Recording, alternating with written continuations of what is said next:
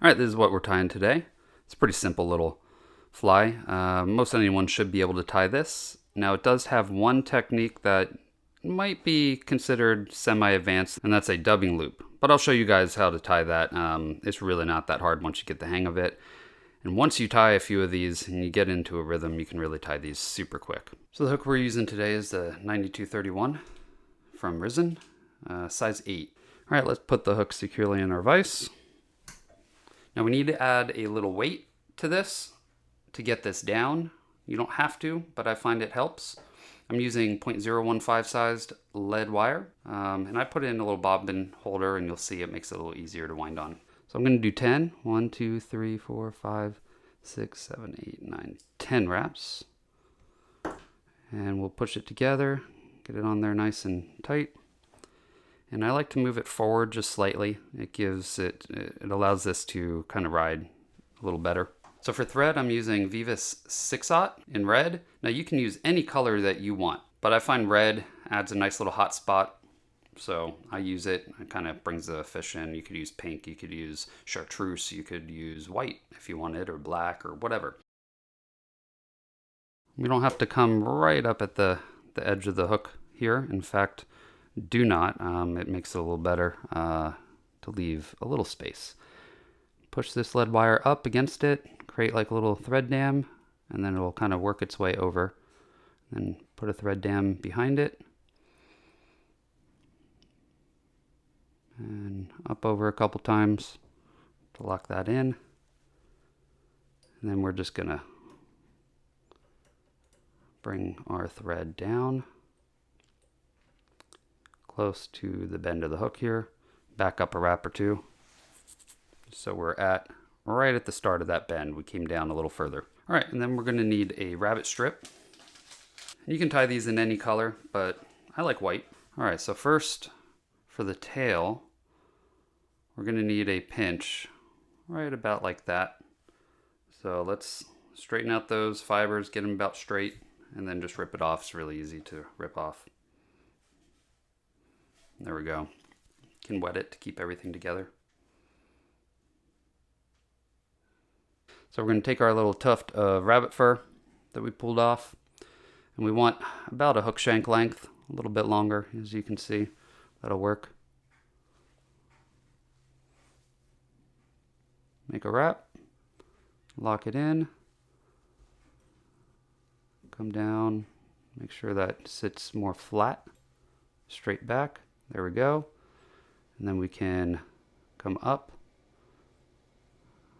with even wraps. If you do this right, which I'm not, it'll lock that in. You just got to make touching wraps so it won't spin around. Kind of did there.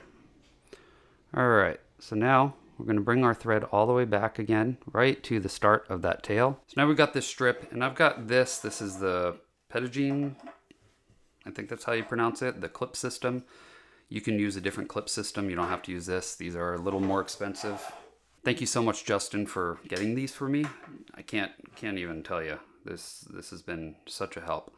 You can make one, by the way, if you guys can't afford these. So how you would make this is you get a little piece of foam like this, and all you're doing is trying to get it to hold the, oh, it's not in camera, trying to get it to hold the strips up like so. It doesn't work quite as well. It does work, but these clip systems are better. And then of course you would take like a chip clip and then grab it with that, but you'll see in a second what we do here with this.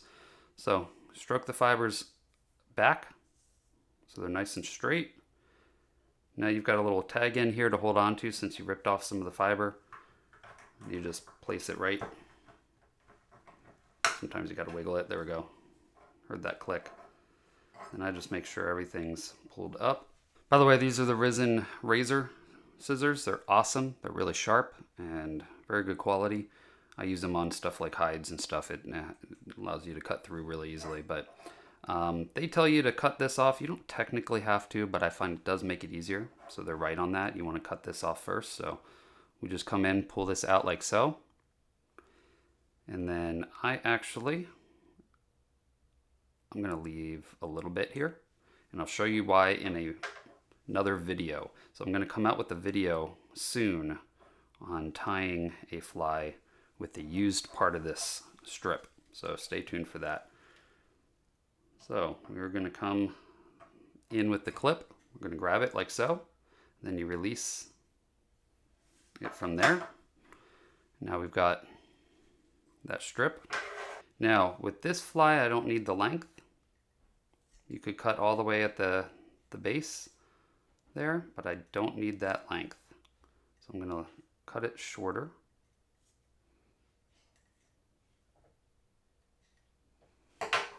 And do not throw this away. So for next week, I'm going to come out with a video showing you what you can do with this so we don't waste. I don't like wasting stuff. I'm going to make a fly with this. So and now we are going to make something called a dubbing loop. So you double this up, you bring it around your finger, double it up, make a wrap over, and then come around the thread to close that. You can see we made that all close. We can bring this back to the start of the tail, and then we're going to bring our thread all the way up to the head. We're going to grab a dubbing twister here, like so, and then lay that on the knob. So now we've got our fur, and we're just going to lay the thread over the clip and slowly bring it back until it lays right on it. There we go. So towards the end here, we want to make sure that there's nothing sticking out too far. So we're going to push this up towards the end. The rest of it is okay. There we go. So you can see there's very little right there. And then we'll go ahead and spin this. Now, we need to grab a bodkin or something just to make sure this doesn't get wrapped up, because it will. So there we go. So I'm going to wrap 5 or 6 times. 1, 2, 3, 4, 5. That will get unwrapped because we're going the opposite direction. So we're just going to work this up through.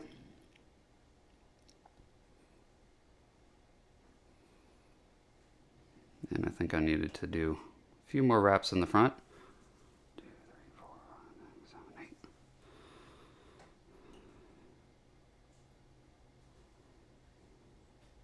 8. Alright, so once you get close to the top here, we start pulling all the fiber back. And you know what? I did not give enough room. So let's go ahead and redo that. I need to bring this up closer towards the head. I didn't end right. And that's one thing with this fly. You'll get the hang of it once you do this more, but once you get close to the head here, you do have to stroke the fibers rearward a little to get them out of the head. But you want to end. See?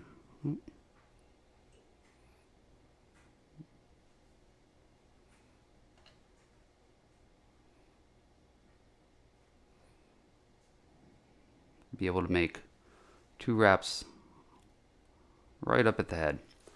I like to wet my fingers to really make sure those fibers go back.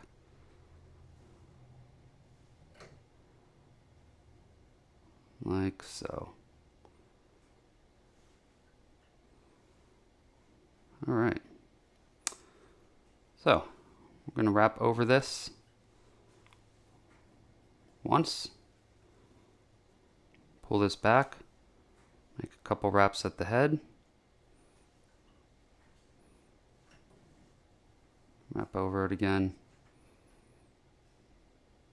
make a couple more wraps, and we are building up a little head on this fly. So these scissors have a nice little fine tip on them, allows you to get in really tight.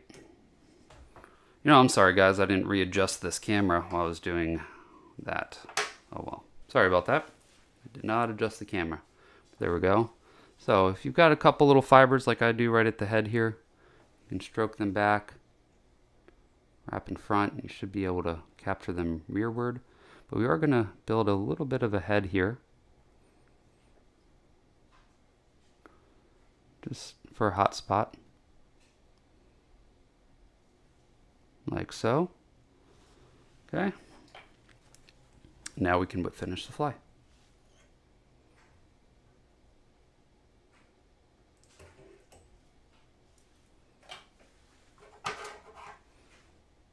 Just the tip here. Get that cut off close. Now you want to take a bodkin and just kind of pick out any trap fibers, which it's going to trap a little bit no matter what you do. Now I'm doing this kind of slow for the video. Once you get in the hang of doing these and kind of get into a rhythm, you'll be able to tie a bunch of these really quick. You can take a stiff toothbrush, brush forward and then rearward. Really kind of even out those fibers. Alright, then I've got this. This is Solares Ultra Thin. Bone Dry also is another name for it, but it's a UV curing resin that just leaves a really nice shiny finish on the head. Makes this look really nice.